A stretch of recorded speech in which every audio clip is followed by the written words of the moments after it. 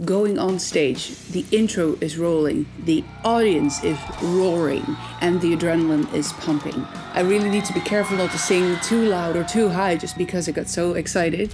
The show is audience and band, and we're gonna make this night together. So the sound of that roaring audience and to meet them for the first time is one of the best feelings in the world.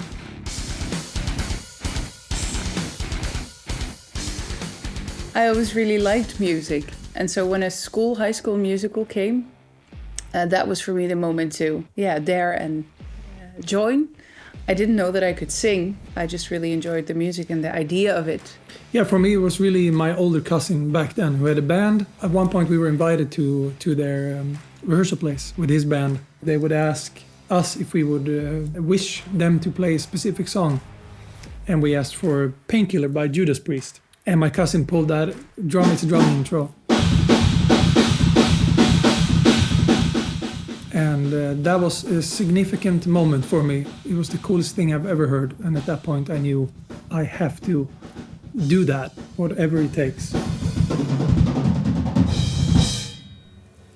Yeah, for me, there was never any ultimate goal when I started, that I want to work as a drummer or play big shows. I just like to play. And then now, touring as much as we do, you learn along the way how you keep it up, basically, And it's all the boring answers.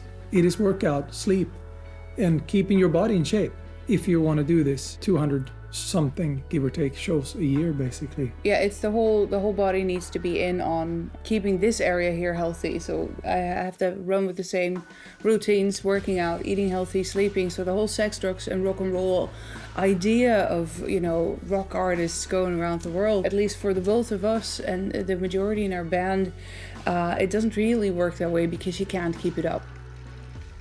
It's very important to come home and feel relaxed.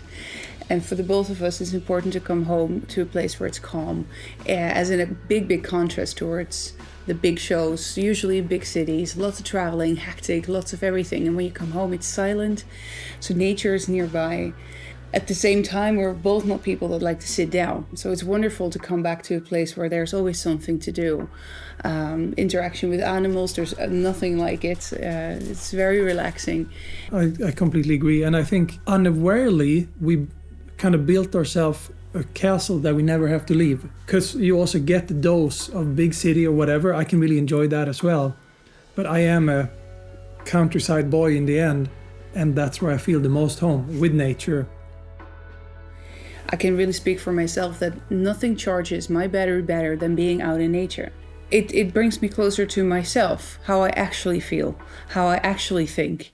It brings out a silence, and that doesn't come in 5 minutes. Like, I took some deep breaths and I see beautiful trees and now I feel great. You need some time to kind of get into this deeper inner mode. That silence is, I call it the twittering monkey. The constant to-do lists. Oh, I need to think of that. And things that happened, conversations that already passed. There are always things in your head, and they all need to kind of, calm down, like calm snow. And after a while, the silence is giving space for other thoughts, and that's where, for me, inspiration starts to come. A typical day off at home. Yeah, first things first, getting everybody fed. So it's out and feed the zoo. Yeah. That's the first thing that happens. Yeah, we're going to relax and hang and drink the coffee a little bit longer. Take our time for each other. I think the more time you spend away from home, the more valuable time at home actually becomes. The time that we really have as a family together is extra valued. For sure. Make sure we use that to the max. Yeah, and do a lot, We're always out doing something. Yep. If it's not riding four-wheelers in the woods, then it's barbecuing with friends, and that's it, pretty much.